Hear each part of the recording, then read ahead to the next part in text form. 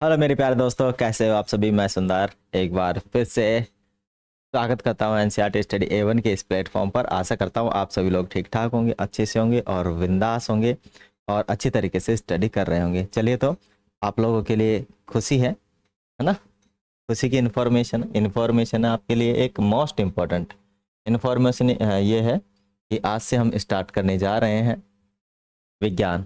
क्या भी स्टार्ट करने जा रहे हैं? विज्ञान, वो भी कक्षा 7 के लिए। ठीक है ना। क्या? कक्षा 7 के लिए साइंस स्टार्ट करने जा रहे हैं। जल्दी हम इसके 5-7 दिन में इसके पूरे वीडियो बनाकर आप लोगों के लिए प्रोवाइड करवा दिए जाएंगे, है ना। अब जरा देखिए कि ये किसके लिए है। ठीक है, तो हम पढ़ रहे हैं एनसीईआरटी के लिए। किसके लिए पढ़ रहे हैं मेरे भाई? एनसीईआरटी का ये है पूरा का पूरा सिलेबस, वो हम कंप्लीट करेंगे। ठीक है ना। इसको कंप्लीट करेंगे, एनसीईआरटी को कंप्लीट करेंगे। ठीक है। एनसीईआरटी का मतलब क्या होता है? राष्ट्रीय शैक्षणिक अनुसंधान एवं प्रशिक्षण परिषद, और हमारा है national council of educational research and training, NCERT. ठीक है ना। क्या पढ़ेंगे हम? NCERT syllabus. ठीक है। जो हमारा चैनल है उसका नाम भी एनसीईआरटी स्टडी A1 है, मानी एनसीईआरटी का ही जो हम टॉपिक है वो इस पर लेकर आते हैं आप सभी के लिए। चलिए, तो एनसीईआरटी का जितना भी अपना सिलेबस है वो हम कंप्लीट करेंगे। ये जो एडिशन है ये आपका कौन सा एडिशन है?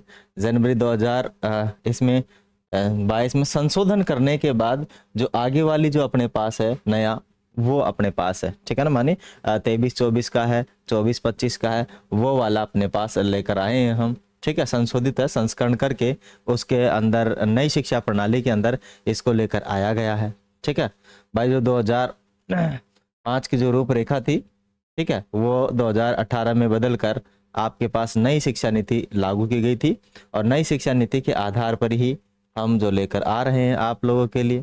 ठीक है ना। जो नई शिक्षा नीति 2020 के अंदर आई है, महामा क्या क्या पढ़ने वाले हैं इसके अंदर, कौन कौन सा चैप्टर हम पढ़ेंगे?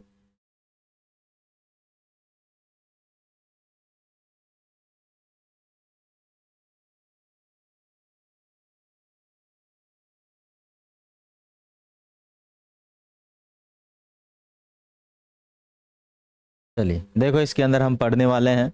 अध्याय नंबर 1 है आपका पादपों में पोषण, दूसरा है प्राणियों में पोषण, तीसरा है ऊष्मा, चौथा है अम्लक्षार और लवण, पांचवा है भौतिक एवं रासायनिक परिवर्तन, जीवों में श्वसन, जंतुओं एवं पादपों में परिवहन, और आगे आपका पादप में जनन और गति और एवं समय है, विद्युत धारा और इसके प्रभाव है, प्रकाश है, वन हमारी जीवन रेखा और अपशिष्ट जल की कहानी, ये सब हम पढ़ेंगे। तो आज हम लेकर आ रहे हैं हमारा पहला चैप्टर। ठीक है ना। आज हम इंट्रोडक्शन के साथ पढ़ने वाले हैं पहला चैप्टर, पादपों में पोषण। ठीक है।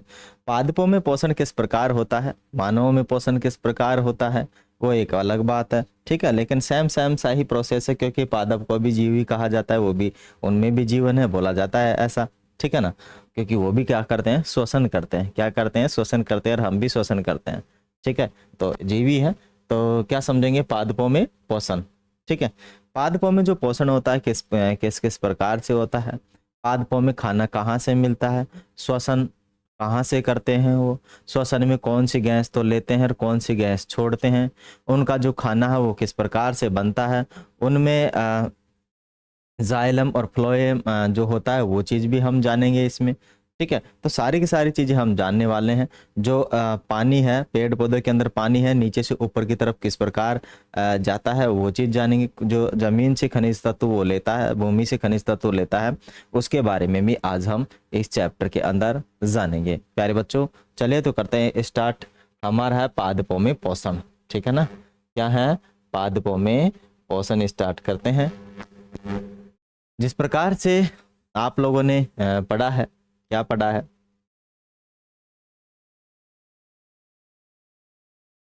कक्षा 6 में आप पढ़ चुके हैं कि सभी जीवों के लिए भोजन आवश्यक है। बिना भोजन के कोई भी जीव जिंदा नहीं रह सकता।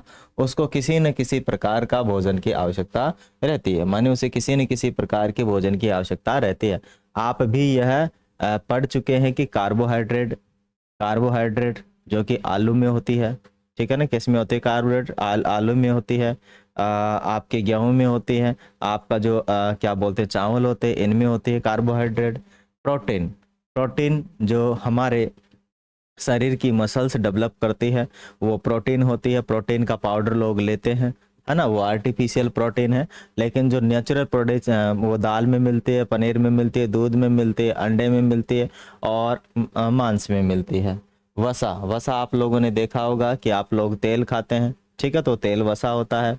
और आप लोग घी खाते हैं, वो भी वसा होता है। और काफ़ी ऐसी चीज़ें होती है जिनमें वसा होती है, ठीक है। विटामिन, विटामिन क्या होती है? विटामिन ऐसी चीज़ें हैं जो हमें हरी सब्जियों से मिलती है ना, फल फूल से मिलती है, ओके। और विटामिन डी हमें सूर्य से मिलती है, ठीक है। और काफ़ी सारे विटामिन है, vitamin A B C D E और के विटामिन है। एवं खनिज, खनिज, खनिज, खनिज देखो कहाँ से मिलते हैं? प्रकृति से हमें मिलते हैं, भूगर्भ से हमें मिलते हैं, पृथ्वी से हमें खनिज तत्व मिलते हैं। क्योंकि पृथ्वी का जो भूगर्भ है इसमें कई प्रकार के खनिज तत्व हैं। जब हम खाना खाते हैं, जब हम पानी पीते हैं, तो पानी में भी कुछ हमारे खनिज तत्व हम लेते हैं, जो लिमिटेड या सूक्ष्म मात्रा में हमें उनकी ज़रूरत होती है।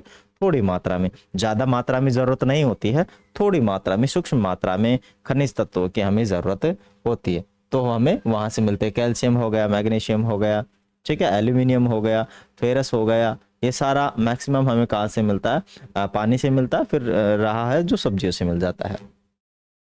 आगे भोजन के घटक हमारे शरीर के लिए आवश्यक है तथा इन्हें पोषक कहते हैं। भोजन के जो घटक हैं हमारे शरीर के लिए क्या है? आवश्यक हैं। और इन सभी को हम क्या कहते हैं? इन सभी को हम कहते हैं पोषक। क्या बोलते हैं इन्हें? पोषक, क्योंकि हमारे शरीर को ये पोषण प्रोवाइड करवाते हैं। क्या प्रोवाइड करवाते हैं? पोषण प्रोवाइड करवाते हैं, ठीक है। मानी भोजन के ये सभी घटक क्या कहलाते हैं? मानी कार्बोहाइड्रेट, प्रोटीन, वसा और विटामिन और खनिज, खनिज तत्व है, ये भोजन के घटक है। और ये जो है ये कहलाते हैं पोषण। क्या कहलाते हैं? पोषण कहलाते हैं। सभी जीवों का भोजन की आवश्यकता होती है। मानी सभी जीवों को किसकी आवश्यकता होती है? भोजन की आवश्यकता होती है। बिना भोजन के कोई भी जीव जीवित नहीं रह सकता। पादप, पौधे स्वयं के लिए भोजन बना सकते हैं। जो पादप है वह स्वयं के लिए भोजन बनाते हैं, वो किसी दूसरे पर डिपेंड नहीं रहते हैं। कुछ एक पौधे हैं जो किसी दूसरे पर डिपेंड रहते हैं, सारे नहीं, लेकिन मैक्सिमम जो पौधे होते हैं, पेड़ होते हैं, वो अपना खुद भोजन खुद बना लेते हैं, ठीक है। क्या कर लेते हैं? खुद भोजन अपना बना लेते हैं। जबकि मानव अपना भोजन खुद नहीं बना सकता, ठीक है ना। मानव अपना भोजन खुद नहीं बना सकता, वो पेड़ पौधों पर डिपेंड रहता है, किस पशु पक्षियों पर डिपेंड रहता है, ठीक है, प्रकृति पर डिपेंडेंट है ना। प्रकृति पर तो खैर पेड़ पौधा भी है, लेकिन अपना जो भोजन है मानव खुद नहीं बना सकता, जबकि पेड़ अपना भोजन खुद बना लेता है। आगे क्या है? परंतु मानव मानव सहित कोई भी प्राणी अपना भोजन स्वयं नहीं बना सकता। वे पादपों पादपों अथवा पादपों का आहार ग्रहण करने वाले जंतुओं से अपना भोजन प्राप्त करते हैं। अतः मानव तथा अन्य प्राणी प्रत्यक्ष अथवा परोक्ष रूप से पादप पर निर्भर है। मानी हम जो किस पर निर्भर है? पादप पे निर्भर है। पादप पे, पेड़ पौधों पर निर्भर है, जबकि पादप खुद अपना भोजन स्वयं बना लेते हैं। भोजो जानना चाहता है कि पादप अपना भोजन किस प्रकार बनाते हैं। ये हम आगे पढ़ेंगे। पादपों में पोषण विधि, ठीक है ना। पादपों के अंदर जो पोषण होता है उसकी विधि क्या है? तो पहली है 1.1 पादपों में पोषण विधि। पादपों में क्या है? पोषण विधि क्या है? केवल पादप ही ऐसे जीव हैं जो जल कार्बन डाइऑक्साइड, क्या? कार्बन डाइऑक्साइड, कार्बन डाइऑक्साइड को बोलते हैं CO2। क्या बोलते हैं? CO2, कार्बन डाइऑक्साइड CO2 होता है, ठीक है। ये होता है कार्बन डाइऑक्साइड। एवं खनिज की सहायता से, किसकी सहायता से? खनिज तत्वों की सहायता से अपना भोजन बना सकते हैं। ये सभी पादप उनके परिवेश में उपलब्ध होते हैं। ये सभी जो घटक हैं उनका जो परिवेश है उसमें उपलब्ध होता है। माने आसपास के वातावरण में क्या रहता है? ये सब उपलब्ध रहता है। परिवेश का मतलब होता है आसपास का वातावरण। मानी हवा से तो वो कार्बन डाइऑक्साइड ले लेता है, ठीक है, हवा से वो नमी भी ले लेता है।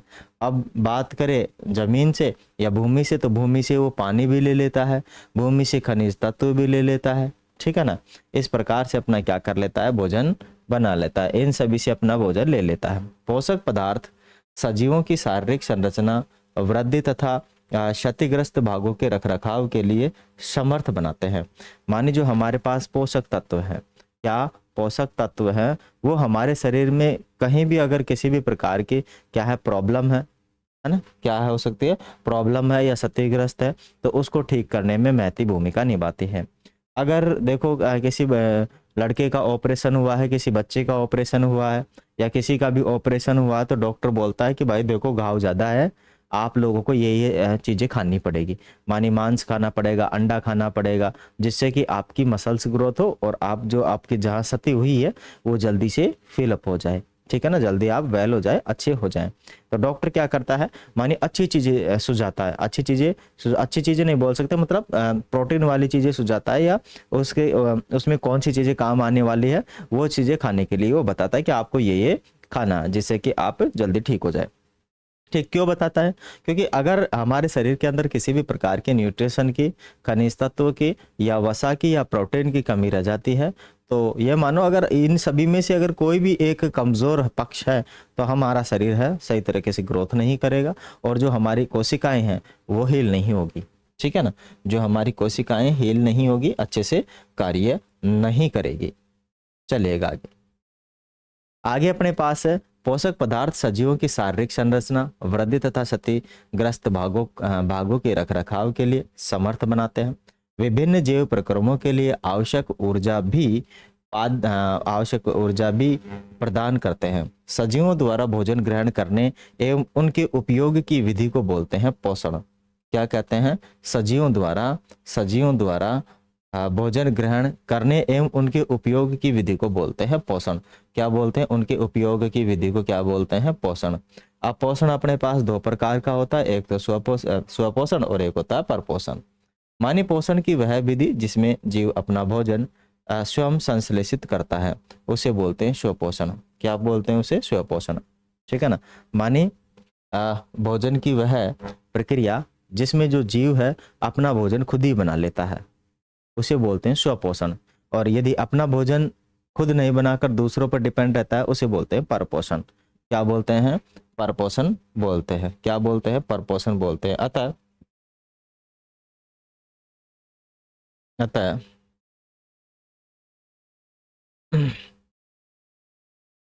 अतः ऐसे पादप जो स्वपोषी कहलाते हैं, मन ऐसे पादप जो खुद अपना खाना बना लेते हैं स्वपोषी कहलाते हैं। जंतु एवं अधिकतर जीव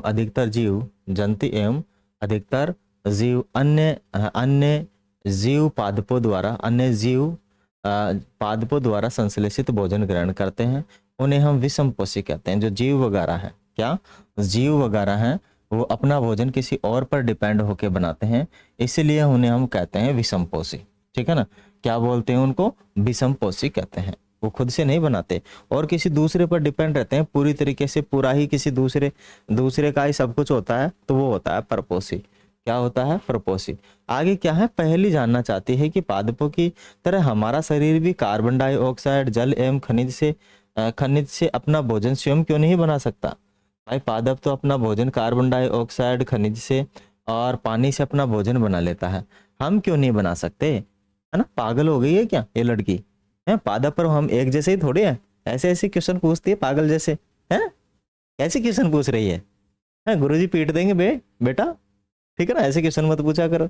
हम और पादपों में थोड़ा डिफरेंस है नहीं है, हाँ पादप अपनी जगह रहते हैं, हम चल फिर सकते हैं, हम चल फिर के खाना खाएंगे ना, जगह जगह खाएंगे, अच्छा अच्छा खाना खाएंगे, हैं। पादप तो बेचारे पागल हो गए, वो तो उनको तो एक ही चीज चाहिए, क्या चाहिए उनको, तो सिर्फ पानी चाहिए, खनिज तत्व चाहिए और कार्बन डाइऑक्साइड चाहिए और थोड़ा सा क्या चाहिए, प्रकाश चाहिए। हम तो भाई ऐसे पार नहीं पड़ेगी, और रोज हमें जलेबी भी चाहिए, हमें रसगुल्ले भी चाहिए, है ना। अलग अलग जगह पे अलग अलग जाएंगे ना खाना खाने के लिए, शादियों के अंदर मजा आता है।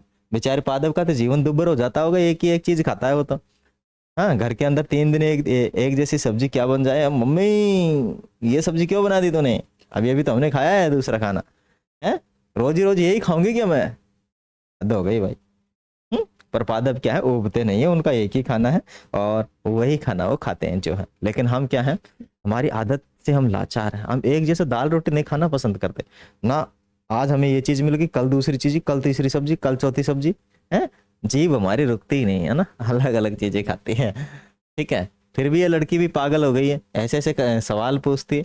हाँ ए भाई पहली ऐसे सवाल काहे को पूछती है तुम, तो पादप है ना, पहले जानना चाहती है कि पादपों की तरह हमारा जीवन भी कार्बन डाइऑक्साइड, क्या कार्बन डाइऑक्साइड कौन सा,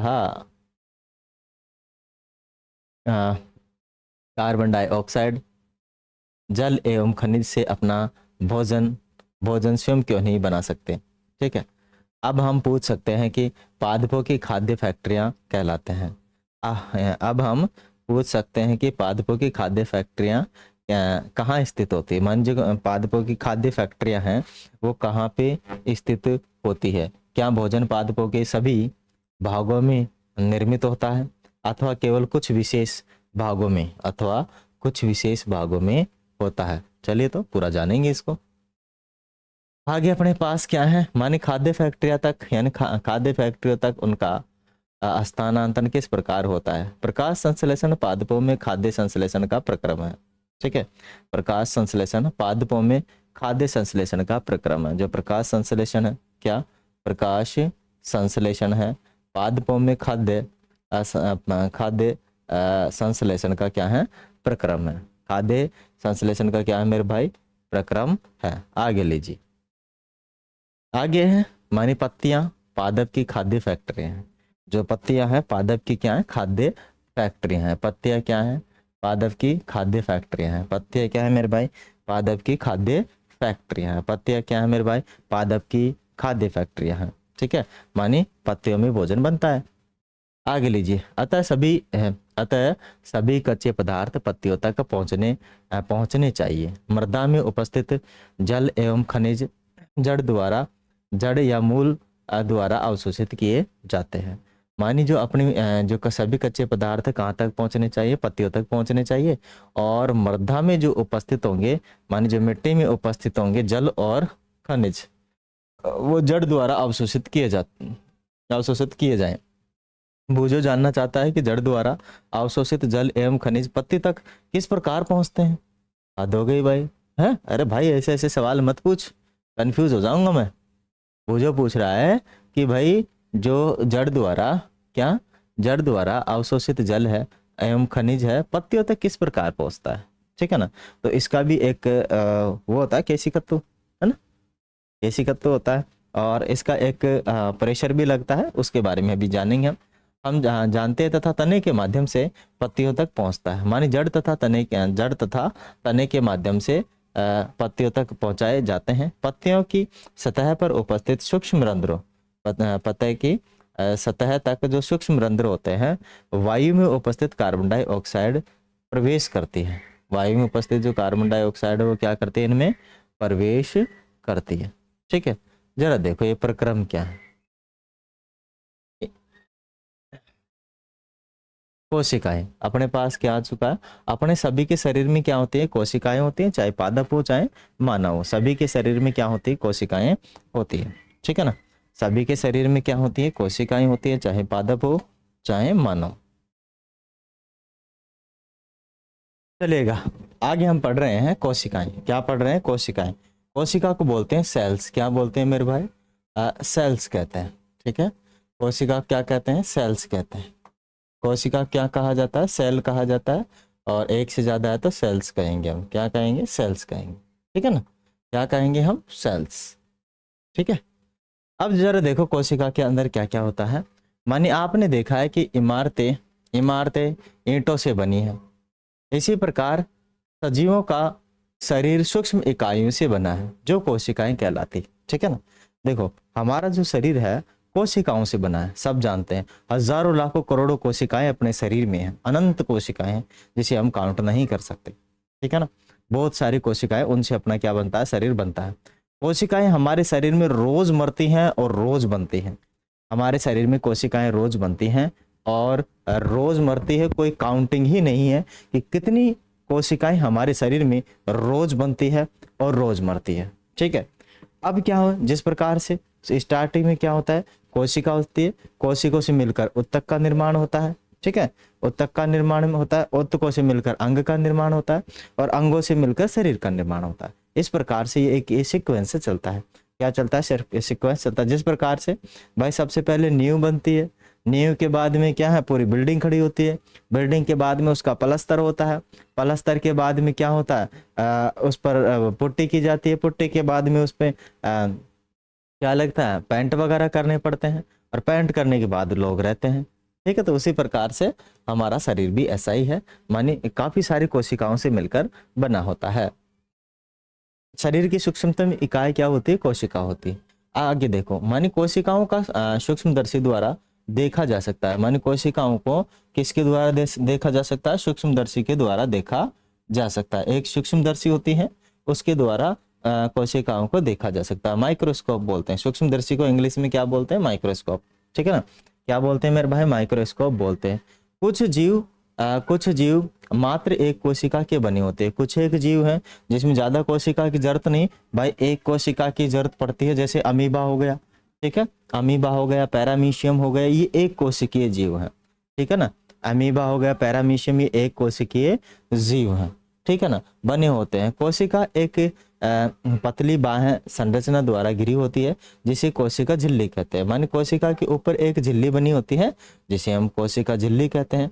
और इसके केंद्र में स्थित एक सुस्पष्ट संरचना होती है, जिसे केंद्रक कहते हैं। माने इसमें का जो केंद्र होता है, उसमें एक सुस्पष्ट संरचना होती है, जिसे हम एक कोशिका का केंद्रक कहते हैं। ठीक है, केंद्रक चारों ओर से जेली के समान एक पदार्थ से घिरा होता है। जो केंद्रक होता है, चारों तरफ एक जेली जैसे पदार्थ से घिरा होता है, उसे हम कोशिका द्रव्य कहते हैं। या फिर एक बोल सकते हैं, कोशिका में भरा हुआ फ्लूइड या द्रव्य कोशिका द्रव्य कहलाता है।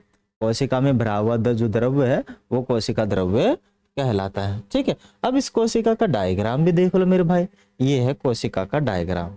ठीक है ना, क्या है डायग्राम, ये कोशिका ऐसे दिखती है ना। ये काफी सारी ये कोशिकाएं हैं, एक ही कोशिका नहीं है, 2-3 कोशिकाएं हैं। अब ये केंद्रक है, ये मान लीजिए पूरी कोशिका है ना, तो इसमें ये केंद्रक है। और कोशिका द्रव्य माने कोशिका में भरा हुआ जो ये पानी है ना, ये कोशिका द्रव्य कहलाता है। ठीक है, और कोशिका के ऊपर एक झिल्ली होती है, यहाँ एक झिल्ली बन रखी है, उसी को बोलते हैं कोशिका झिल्ली बोलते हैं। ठीक है, इसमें माइटोकॉन्ड्रिया भी होता है, इसमें गोल्जी काय भी होता है। ठीक है, माइटोकॉन्ड्रिया भी होता है, गोल्जी काय भी होता है, जो कि यहाँ पर दिखाया नहीं गया है डायग्राम के अंदर। अदरवाइज सभी कोशिकाओं में माइटोकॉन्ड्रिया, गोल्जी काय, केंद्रक, कोशिका द्रव्य और कोशिका झिल्ली, ये सारी चीजें होती है। ठीक है ना, चलिए आगे।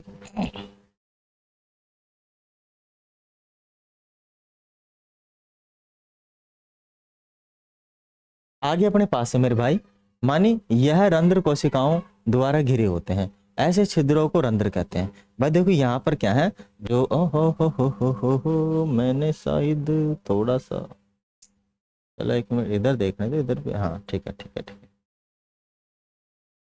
अब जरा समझिएगा, आगे आ चुकी है पत्ती के बारे में, है ना। जो पत्तियां होती है पेड़ पौधे की, जो क्या होती है, पत्तियां होती है मेरे भाई। जो पत्तियां हैं उनके अंदर क्या होता है, पत्तियों में एक छोटे छोटे छिद्र पाए जाते हैं, चिन्नी चिन्नी से छिद्र पाए जाते हैं, जो हमें दिखाई नहीं देते हैं। ठीक है ना, दिखाई नहीं देते, उन्हें रंध्र कहते हैं। क्या कहते हैं, उन्हें रंध्र कहते हैं। इंग्लिश में उन्हें स्टोमाटा कहते हैं। इंग्लिश में हम जो रंध्र होंगे उनको क्या कहेंगे, हम स्टोमाटा कहेंगे। ठीक है, मान यह रंध्र कोशिकाओं द्वारा घिरे होते हैं, और ऐसे छिद्रों को हम रंध्र कहते हैं। रंध्र कहते हैं। जल एवं खनिज वाहिकाओं द्वारा पत्तियों तक पहुंचाए जाते हैं, और ये वाहिकाएं नलियों के समान होती है, तथा जड़ तथा तना शाखाओं एवं पत्तियों तक फैली होती है। कोशिकाओं को पत्तियों तक पहुंचने के लिए पोषकों को पत्तियों तक पहुंचने के लिए वाहिकाएं एक सतत मार्ग बनाती है। पादपों में पदार्थ के परिवहन के विषय में आप अध्ययन 7 में पढ़ेंगे। ठीक है ना, अध्ययन कौन से हम पढ़ेंगे, 7 में पढ़ेंगे, चैप्टर नंबर 7 में हम इसका अध्ययन करेंगे। आगे बोल रही है पहली जानना चाहती है कि पत्तियों में ऐसी क्या विशेषता है कि वे खाद्य पदार्थों को संश्लेषण कर सकती है, परंतु पदार्थों के दूसरे भाग नहीं। ठीक है, पदार्थों के दूसरे भाग नहीं। तो देखो अपने पास क्या है, मानी पत्तियों में एक हरा वर्णक होता है। पत्तियों में क्या होता है, हरा वर्णक होता है। मानी जो हरा हरा कलर दिखता है, वर्णक का मतलब क्या होता है, कलर ही होता है। वर्णक का मतलब क्या होता है, कलर या रंग होता है। वर्णक का मतलब क्या होता है, कलर या रंग होता है। भाई सभी मैक्सिमम पेड़ पौधों की पत्तियां 90.99% सारे पेड़ पौधे हरे होते हैं। हरे क्यों होते हैं? उनके पत्तियों के कारण होते हैं। पेड़ पौधे हरे नहीं होते, उनकी पत्तियां हरी होती है। ठीक है ना। पौधे का कलर अलग अलग हो सकता है, लेकिन उनकी पत्तियों का कलर बिल्कुल अलग होता है, मानी हरा होता है। ठीक है। और वो किस कारण से होता है? वो क्लोरोफिल के कारण से होता है। किसके कारण से होता है? क्लोरोफिल के कारण से होता है। तो जो हरा वर्ण है का वो किसके कारण होगा? क्लोरोफिल के कारण होगा। उसे हम क्या कहेंगे? क्लोरोफिल कहेंगे। ठीक है। पत्तियों में जो वर्णक होता है हरा हरा, उसे हम क्या कहते हैं मेरे भाई? क्लोरोफिल कहते हैं। क्लोरोफिल सूर्य के प्रकाश माने सौर प्रकाश, सूर्य के प्रकाश की ऊर्जा का संग्रहण करने में पत्तियों की सहायता करता है। जो क्लोरोफिल होता है ना, यह क्या करता है? क्लोरोफिल सूर्य के प्रकाश की ऊर्जा को संग्रहण करने में पत्तियों की क्या करता है? सहायता करता है। और इस ऊर्जा का उपयोग जल एवं कार्बन डाइऑक्साइड से खाद्य संश्लेषण में होता है। ठीक है। मानिए जो सूर्य से जो हमारे पास किरणें आ रही है, प्रकाश आ रहा है, पत्तियां क्या करती हैं? उनको संग्रहण करती है। ठीक है ना। और इसकी हेल्प कौन करता है? प्रकाश संश्लेषण करता है। कौन हेल्प करता है? प्रकाश संश्लेषण उसकी हेल्प करता है। प्रकाश संश्लेषण जब हेल्प करेगा, क्या प्रकाश संश्लेषण क्या करेगा? उसकी हेल्प करेगा। ठीक है। तभी जाकर वो क्या कर पाएगी? अपना खाना बना पाएगी। और क्या कर लेती? खाद्य पदार्थों को पत्तियां संश्लेषित कर लेती। क्योंकि खाद्य खाद्य खाद्य क्योंकि खाद्य संश्लेषण सूर्य के कार्बन डाइऑक्साइड